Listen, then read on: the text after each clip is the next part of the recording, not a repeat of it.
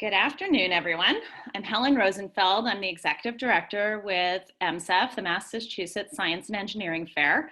So excited to have you guys join us this afternoon for our speaker series. We started doing this as a way to connect you with academic and industry experts in a variety of STEM fields.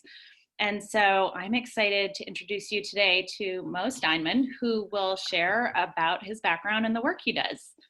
So thanks for joining us today, Mo, and I will hand over the platform to you. And one note to everybody.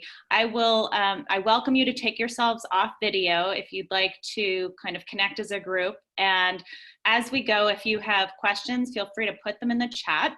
I will then later, as we go, facilitate the questions and perhaps take you off mute and invite you to ask your question yourself. So thanks so much. All right, thank you, Helen. All right, let me, hey, Helen, could you enable screen sharing? It doesn't allow me to do that. Yes, sorry. There you go. Beautiful. Okay, thank you. All right, so let me get my presentation going here.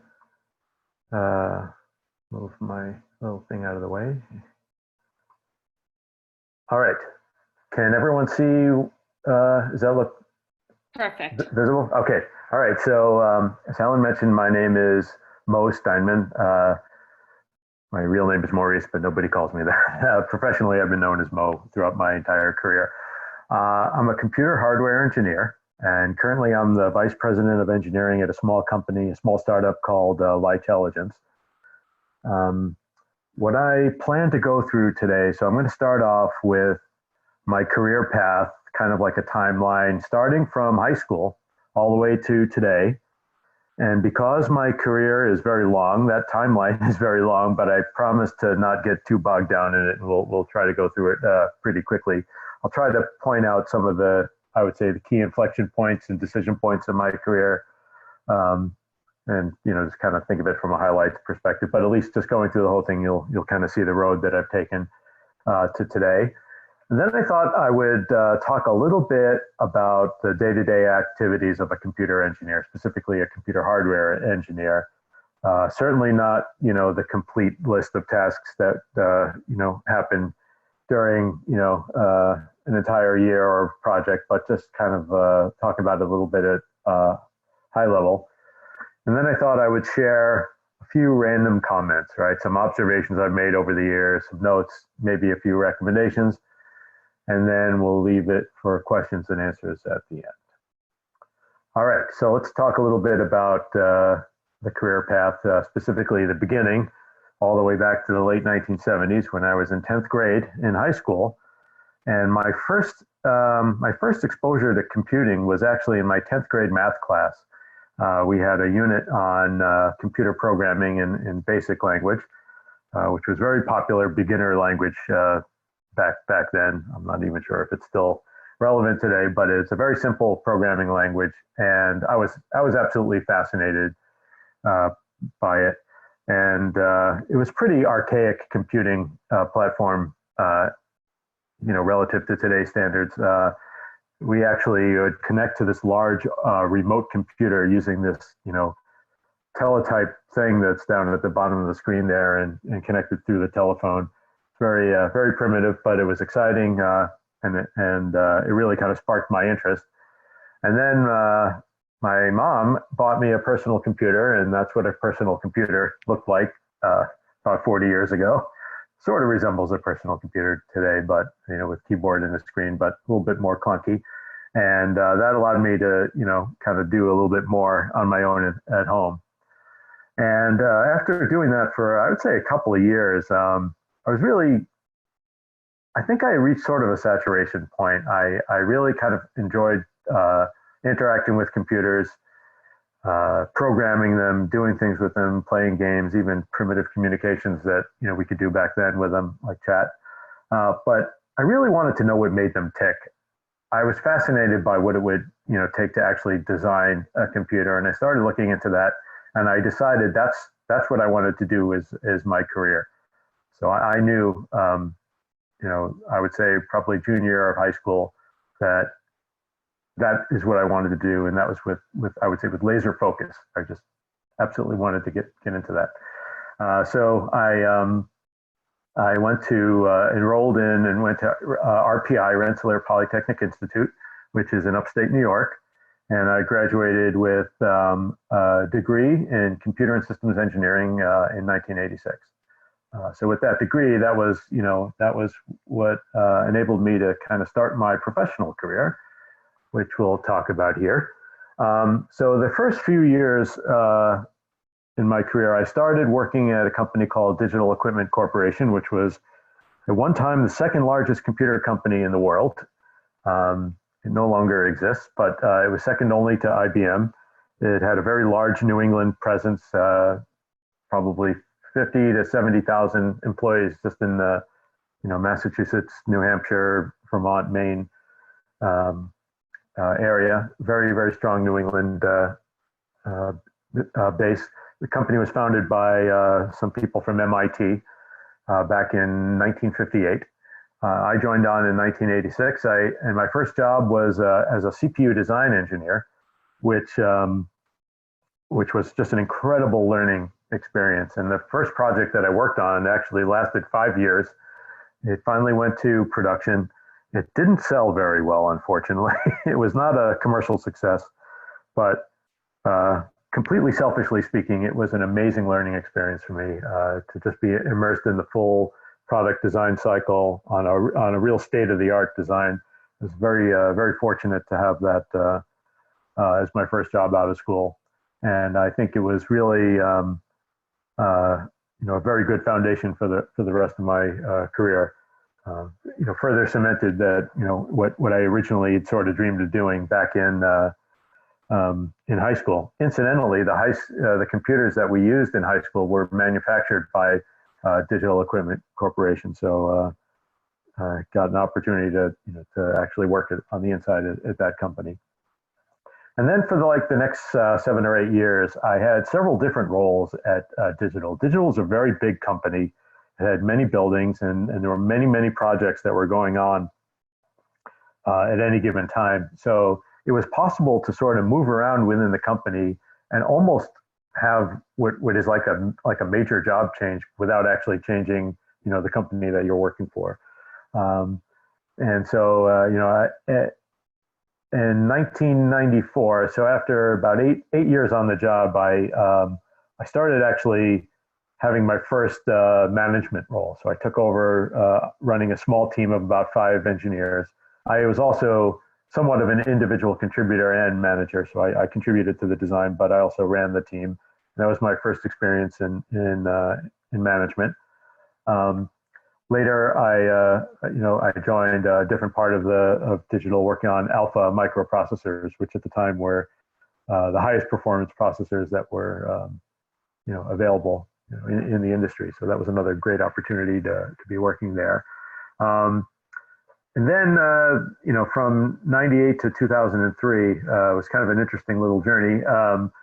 Digital, the company that I'd worked for since I joined, since I left school in '86, was acquired by another company, which was called Compaq. And then that Compaq was bought by Hewlett Packard. So, within a few years, I kept finding, my beloved company changing names, new business cards, new sign on the outside, but the work sort of stayed the same. It was really kind of really a change in name only.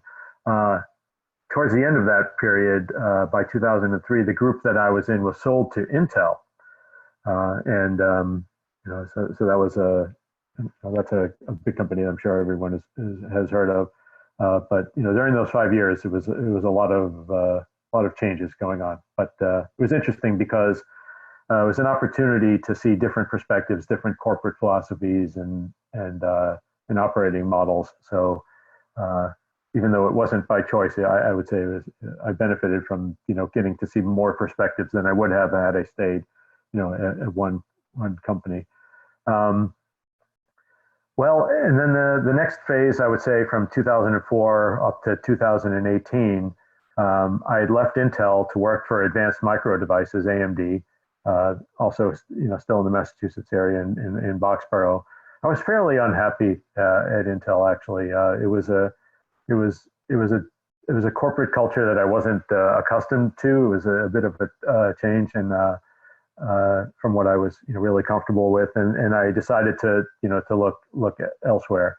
And because of during those first I guess 18 years of my career, I really changed jobs really either through internal transfers or the company changing names. So this was the first time I had done an outside interview in a really long time, and I was very rusty and hadn't kept my resume up to date. So I would strongly recommend that once you enter professional life, always keep your resume fresh. It doesn't mean that you're disloyal and looking for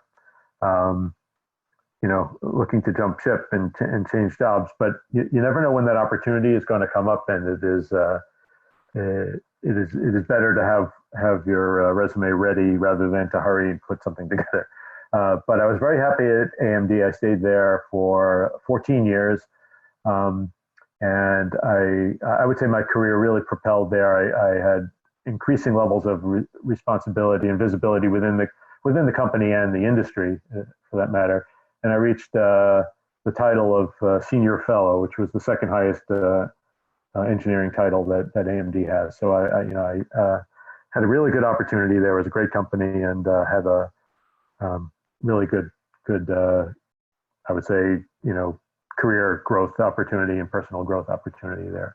And then about a year and a half ago, I left AMD. I was happy there, but I had the opportunity to join Lightelligence, which is an early stage startup in artificial intelligence. There was a small team of founders that were looking to hire an industry veteran who had kind of been through the ropes and made all the mistakes and could help navigate, a new company through some of the, the difficult parts of engineering. So for me, it was really exciting to kind of jump out of the corporate mold. AMD was the smallest company I had worked for up to that point, and that was 10,000 people, right? So now I joined a company with 10 people, and that included me. It was a big change, but it was a very exciting way to sort of reinvigorate my career. And in terms of responsibility, there isn't a big corporate infrastructure behind you, and it's a new exciting field of artificial intelligence, and an opportunity to work on new technology with a very vibrant and energetic team. So that's sort of the career path, how I got to where I am today. 32 years rolled up in a few slides. But I've been very fortunate to have a very interesting career and to have worked for some really great companies. So let's switch gears a little bit and talk about, I'm going to see if I can get rid of this thing here. There we go.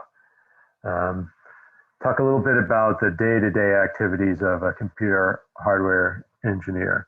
And by no means is this complete, but I just thought it might be interesting exposure to how it's done. In a lot of ways, things haven't really changed too much in terms of the design philosophy and approach, but the degrees of automation and sophistication and the tools that we use to do the design have improved quite a bit. But I will say that computer engineers make really extensive use of electronic design automation, or EDA as we call it, tools. Gone are the days where people would draw these large almost like blueprints or layouts of schematics by hand. It's really done with a lot of computer automation, and so the EDA tools are really just a package of software that allows us to enter the design, and it's really a representation of the chip design. And then it allows us to model it, to simulate it, and analyze its behavior before we release it to manufacture. And really what we want to do is find all the things that are wrong with it and make sure that it operates in the way that we expect it will if we go to manufacture it. And the reason why this is so important is that a state-of-the-art chip can cost tens of millions of dollars to manufacture.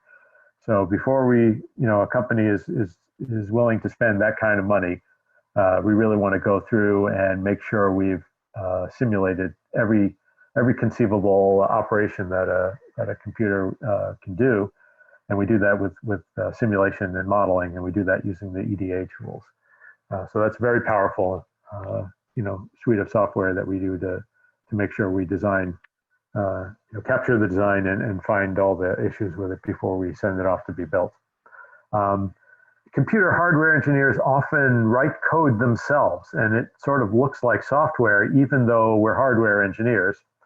And we use computer languages that are called HDLs, or hardware description languages. Right? So we'll use that to enter the design into the EDA system. And generally, hardware engineers that work in sort of the logical domain or thinking about the operation of the computer will express their design using this kind of software. But it's important that you have to have a strong foundation of hardware to understand the hardware that the software represents. I know that's a little confusing, but it is not something that necessarily someone that's trained as a software engineer will have the skills to do. You really need to have the hardware engineering background.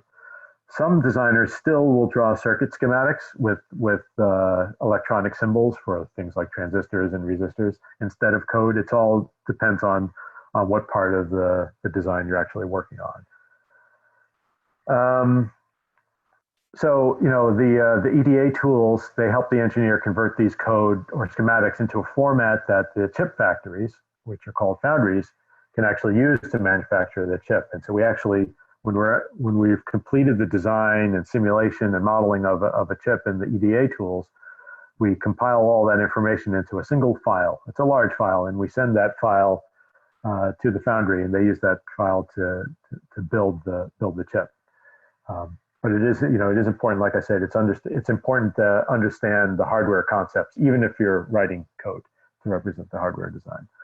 And as I mentioned, it's important to find all the mistakes in the design. So that process is called verification, and that is a whole field within computer engineering, design verification. And really, their job is to find all of the bugs or mistakes in the design using simulation and modeling. And bugs can take many, different shapes. They could be logical issues. They could be sort of like an if-then-else equation that is incomplete or incorrect. It could be an electrical issue where the electrical circuit doesn't, match expectations in terms of speed or power or other electrical characteristics. Or it even could be something related to the reliability or even the manufacturability of a design.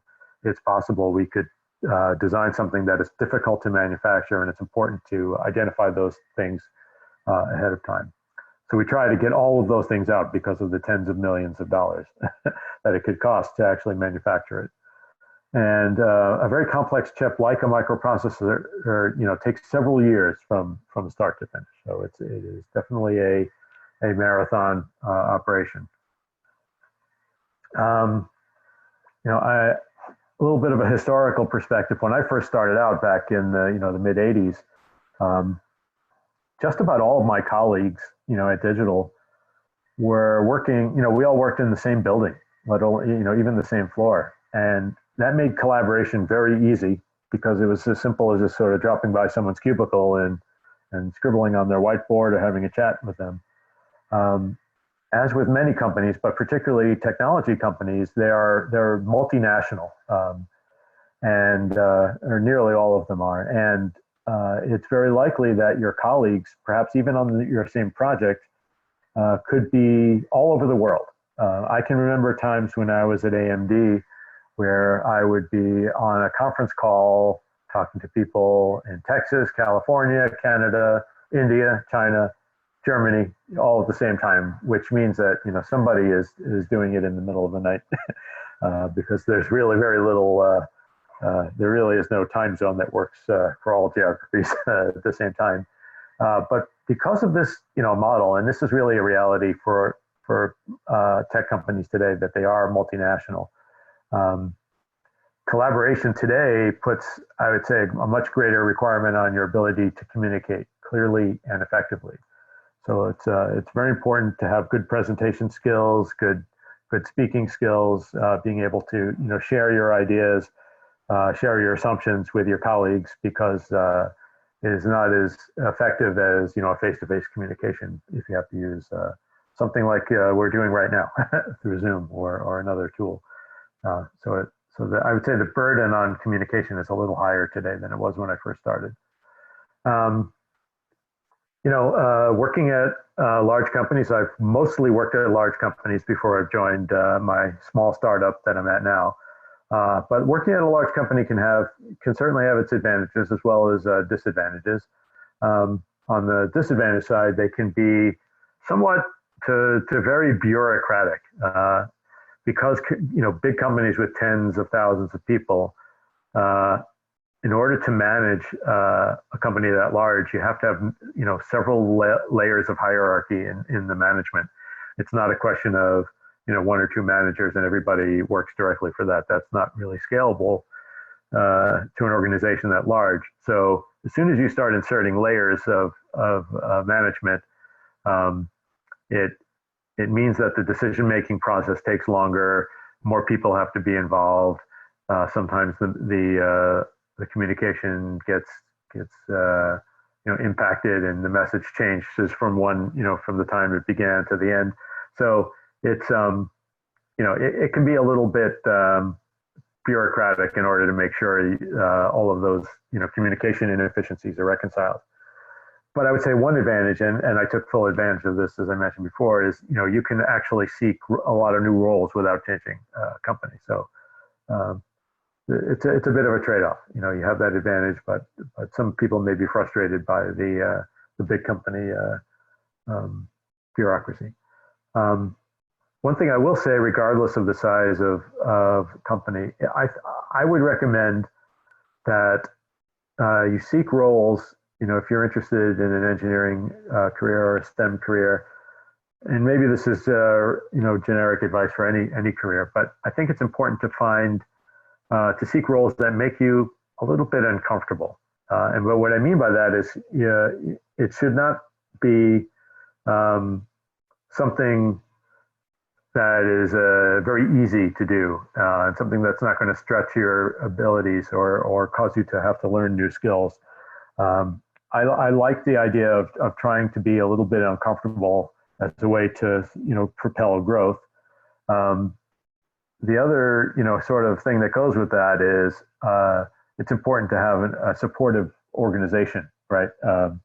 So to be able to find a company that's willing to let you find those uncomfortable roles and stretch yourself, and values that that sort of risk taking or ability to kind of have some career growth on the job. I think that's very valuable, and I've definitely benefited from that. Another thing that and this is fairly specific to computer engineering, but it may have some analogies to other types of jobs. Is, as a computer engineer, the parts of the computer system that I worked on were more, I would say, the external parts, or the system-y parts, as we call them, as opposed to working on functionality is very, very deeply embedded in a chip. I tended to get involved in the things that were more at the external interfaces of the chip. This was just sort of a personal preference, but that gave me a few opportunities that I think may not have come my way otherwise, because I was involved with the more external parts of the computer, and not very much the very deep inner part. It meant by necessity I needed to collaborate with people from a lot of different disciplines, including software, even customer service and sales and marketing. And so I really enjoyed that, because it was an opportunity to kind of see outside of my narrow scope of what I was working on. And I think having an understanding of how your design is used in either business or software contexts, I think makes you a better design engineer. So I really enjoyed that. And then as far as the career advancement, perspective, because I was interacting with so many different teams and different people, it gave me, additional visibility within the company, and those are things that help with promotions and career development. So I thought that was something that I found myself enjoying, and I was fortunate to be in this part of the design. Um, a word of caution, and I don't like to talk about this very often, but when I was a junior, senior in high school, um, maybe I didn't get the appropriate guidance I should have from guidance department or my family, but I only applied to two colleges, and I was accepted at one of them, and that was Rensselaer Polytech RPI. And I have no complaints. Everything worked out really well. I was very happy with my college experience and how my career took off. But thinking about that in retrospect, that was extremely risky. I was a pretty good student, and I applied to only two schools, two fairly top schools, and I didn't have any other, we'll call them, safer alternatives. So I would definitely recommend not doing that. Maybe that's obvious, but apparently it wasn't obvious to me back then. That's really all I had as far as the prepared material. So I will open it up to questions and answers right now. Ask me anything. Fantastic. Thank you so much, Maurice. I think I already heard somebody asking a question. So right to you, whomever asked. And you can take your video off as well if you'd like. So like out of all the tech companies you worked in, which was your favorite, or which one did you like working with the most? That's a great question. If my boss were here, I would have to say that my current company is my favorite company. And in a lot of ways, it still is. But I think if I had to look back at my entire career, maybe there's sort of two that have we'll call it a tie for different reasons, right? When I first got out of school and I started working on, CPU design, and this was at Digital, there was a little bit of this, wow, I'm actually doing this. I'm an engineer. So there was a definite like newness factor to it, and actually, being able to work on something that was going to be a product. So that was all the way at the very beginning. And then that, it was a very fun group. I was young, other people were young. We had a good time. It was a good social experience as well as a professional experience. So for that regard, we'll say that's in one category. As far as what I think was most pivotal and beneficial to my career, I think it was my time at AMD, Advanced Micro Devices. When I left Intel, Intel was a very large company and has a lot of that bureaucracy. Although they are trying to address that now. I know a lot of people are working there now and things are changing. But at the time I was there, I felt it very frustrating. And I also found my scope being a little narrow there. The level of responsibility was more about depth than breadth, which I'm kind of a breadth guy, so I felt a little closed in there. So when I switched to AMD, I found almost immediately I got to be involved in a lot, bigger things, and I had more impact right away. So I would say those two, the very beginning was very exciting because it got off to a good start and it was fun. And I think when I went to AMD, at the time AMD was a struggling company, so I was a little nervous about that. It could have gone under. But in terms of the job scope and responsibility, I learned an awful lot there, and I had a really great time, and was very proud to the accomplishments there. And so that sort of enabled me to get where I am, in my current role. Yeah. So we have another question from Dominique. Dominique, if you'd like, you can unmute yourself, or I can read your question. And I think that's a sign. I'll read the question. Okay. So it says, amazing presentation. You shared on your timeline a neural network. Can you share anything about your work on AI today and what it entails? Sure. Okay. So AI is very exciting new field, and it's fairly new for me. While I was at AMD towards the last few years, I got to be a little bit involved with it, sort of at a distance, but not really too closely involved. I had, let's say, I had an awareness of it, and I knew it was a kind of a growing field. Um, and then when people at my current company approached me to come work there, I cautioned them that I don't really have a lot of AI and neural networks background, but I'm excited to learn about it. So what's interesting about AI? Um, there's really sort of two big categories, to kind of oversimplify it a little bit. And it sort of breaks down into training and inference. So training is where a neural network model will learn from real live data how to recognize an image, make a decision, influence a purchase decision, any of the things that we see AI interacting with it today, like digital assistants, image recognition, self-driving cars. There's an awful lot of data that has to be sort of learned, and it's a fairly compute intensive thing. But in terms of training, the way a lot of these neural networks work is there's a number of parameters that have to be learned, and in a lot of ways, it's just sort of if you give it many answers, or you give it many questions, and along with the answers, you can eventually learn how to develop those parameters to run on the neural network model. So that's the training part. The company that I'm at is actually more focused on the other part, which is inference. And inference is where you use AI to apply the model and kind of do an AI task. So that's something like image recognition, for instance, being able to recognize characters and or handwritten symbols, or spoken language, or visual input, sensory data, like from cameras and radar for self-driving cars. And so the company that I'm at, there's a lot of big companies and small companies that are doing AI inference.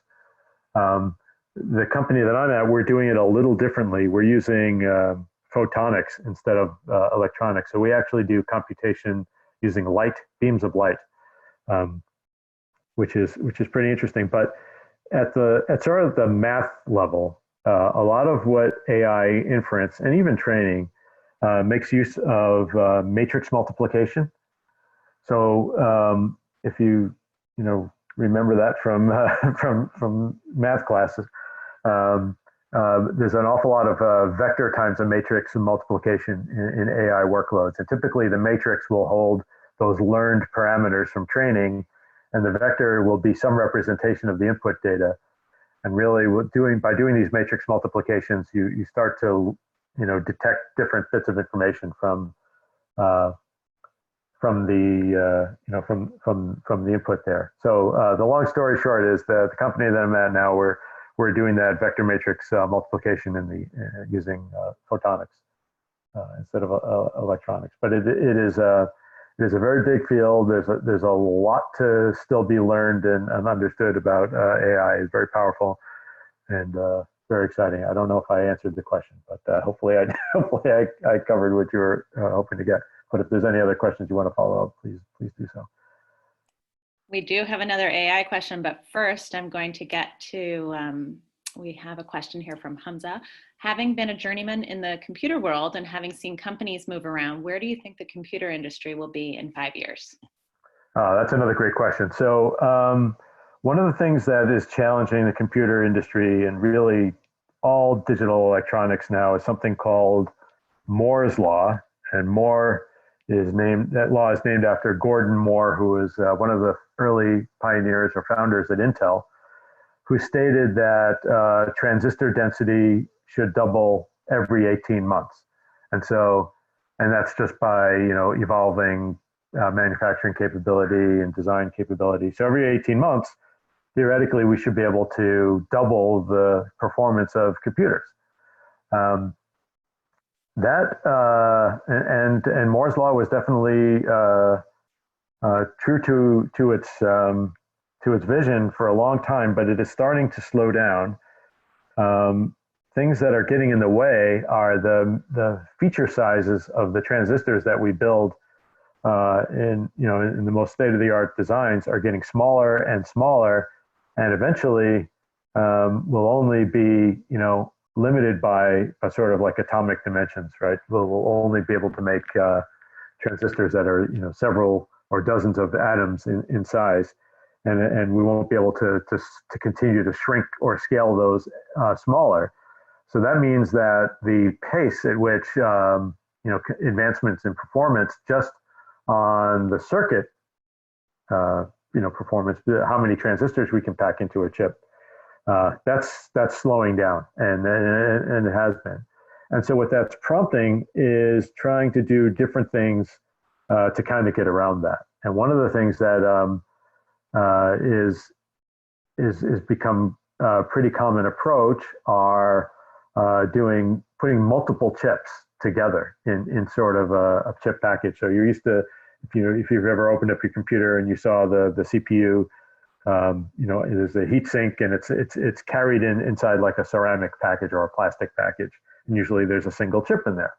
So one of the innovations was, wow, it's getting hard to cram more and more transistors into one chip, but why don't we just put multiple chips near each other, and that'll give us one dimension of scaling. So that is sort of like two-dimensional scaling.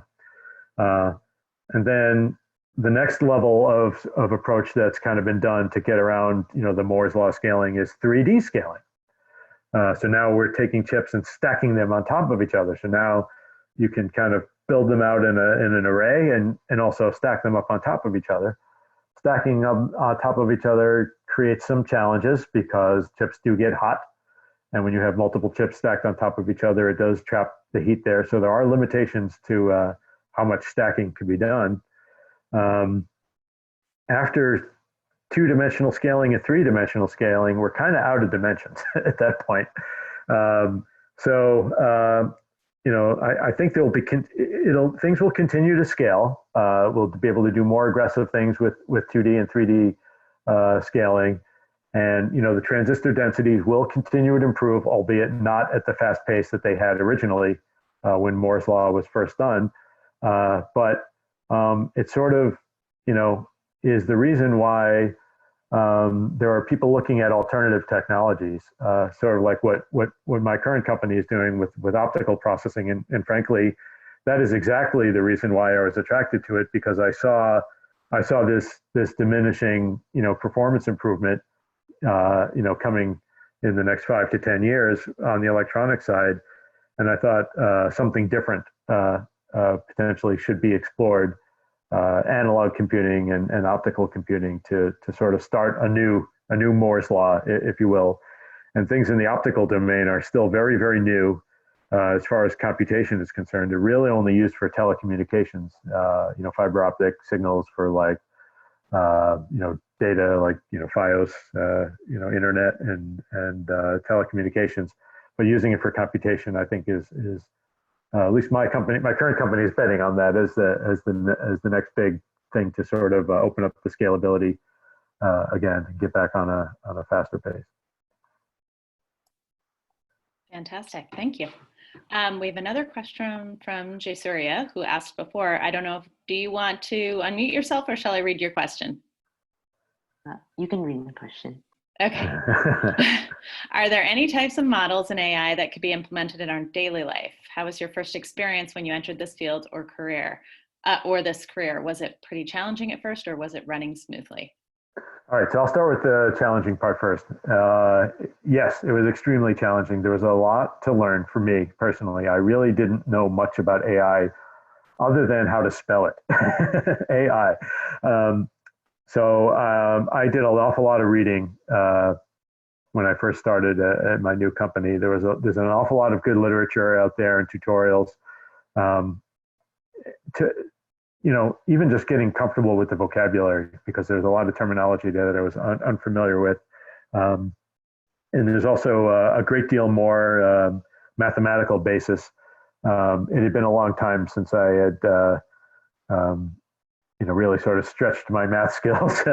So it was a bit, bit challenging to relearn that. And then also specifically in the group the company that I'm at, using, photonics, there's a lot of physics there, and light was a new medium for me as far as, being able to do communications and computation with. So I had an awful lot of learning, and I'm still learning a lot every day.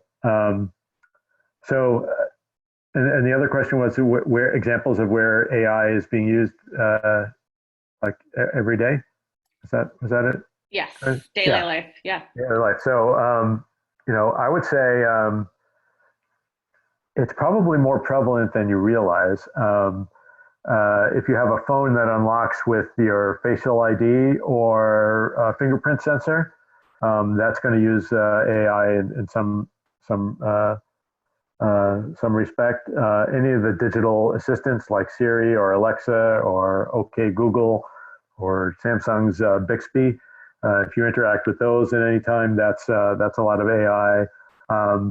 Self-driving cars are certainly, I would say, one of the most exciting potentials for AI. But even a lot of modern cars today use AI, not necessarily for that ultimate safety and control measure.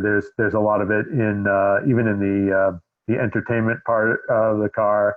Um, sort of detecting when to turn the volume up because of ambient noise or things like that.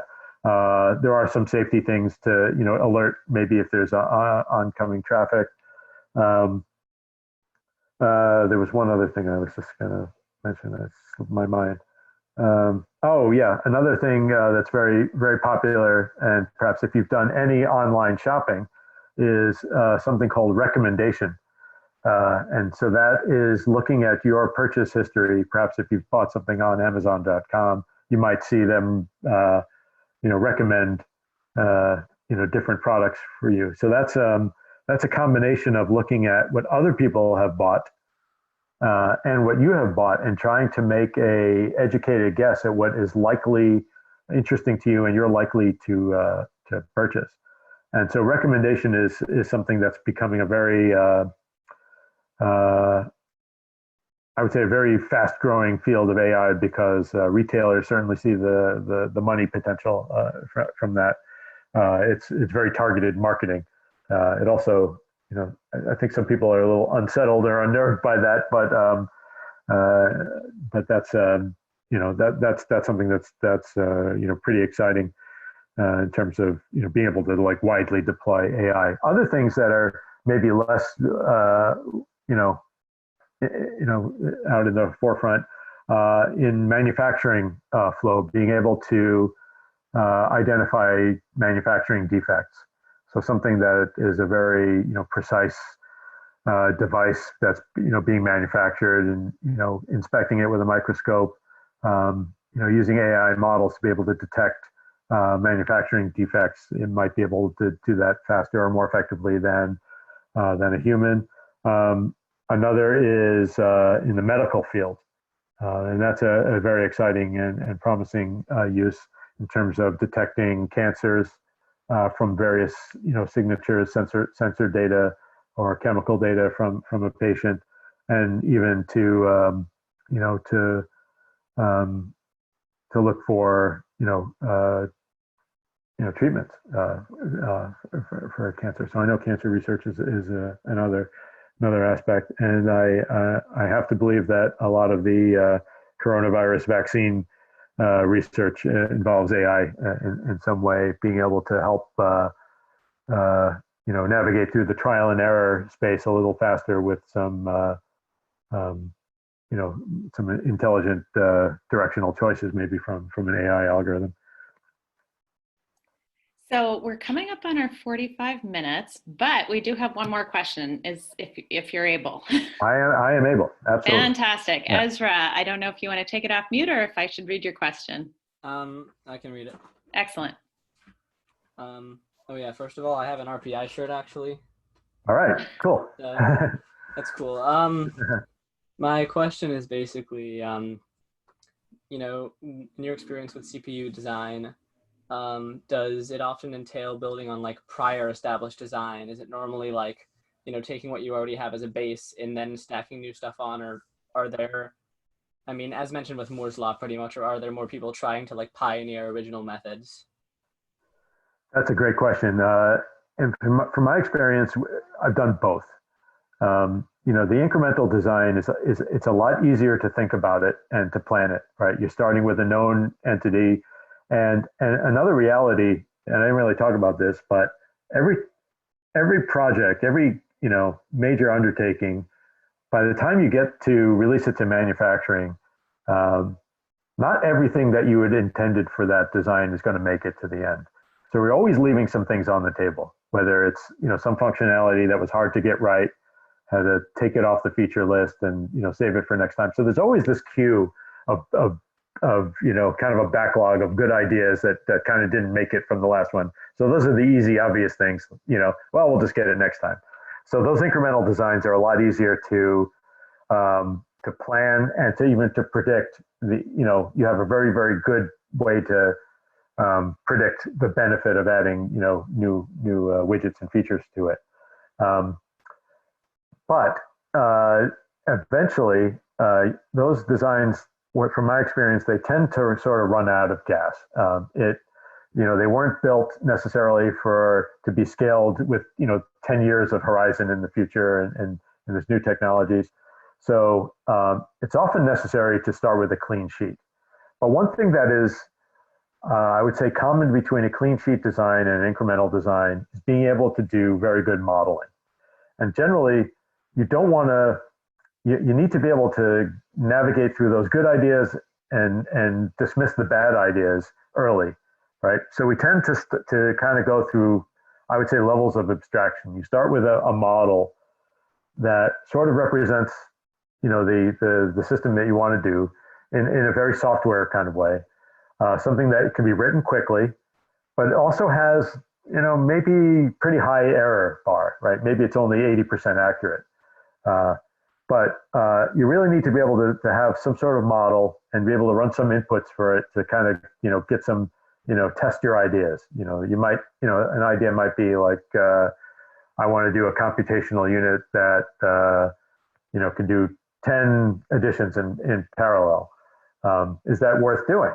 So I'll write a model of that, and I'll run important, common software sequences or benchmarks on it and see if we can exploit those 10, functional units. And if it's worth doing, then maybe, you take it to the next level of more accurate modeling and design. But generally you want to have, I think it's really important to have that architectural model, that high level model where you can kind of evaluate designs when they're still just thoughts. The longer you take, the longer you delay that kind of, evaluation, like if you just assume something's a good idea and then you go build it, and, it could be years and hundreds of people, and then you finally evaluate it and it turns out that it wasn't really a good idea. That's dangerous. You really want to, you're better off making early choices that have sort of high error, but at least kind of bias you in the right direction, rather than going too long and realize you've made, a mistake that's going to take 2 years to unwind from. Well, great. Thank you so much to all the students who participated and the fantastic questions. This has been a really active conversation, so thank you. And Mo, thank you so much for your time today and your willingness to dive into your background and what you're working on. We really appreciate it. It was absolutely my pleasure. For the students that are on, if you're very interested in continuing the dialogue and there's something that you'd like more information on, if you could email us at info@scifair.com, we can potentially arrange more talks of this nature, or specifically with Mo if he's willing. And with that, I'd like to close and just remind everyone that every Tuesday through Thursday, we're having these talks. So there'll be another one tomorrow at 3:30. Hope to see you there. All right. Thanks, everyone. All right. Thank you for giving me the opportunity to talk with you all. I really had a great time. Thank you. Thanks. Thank you. Bye-bye. Thank you.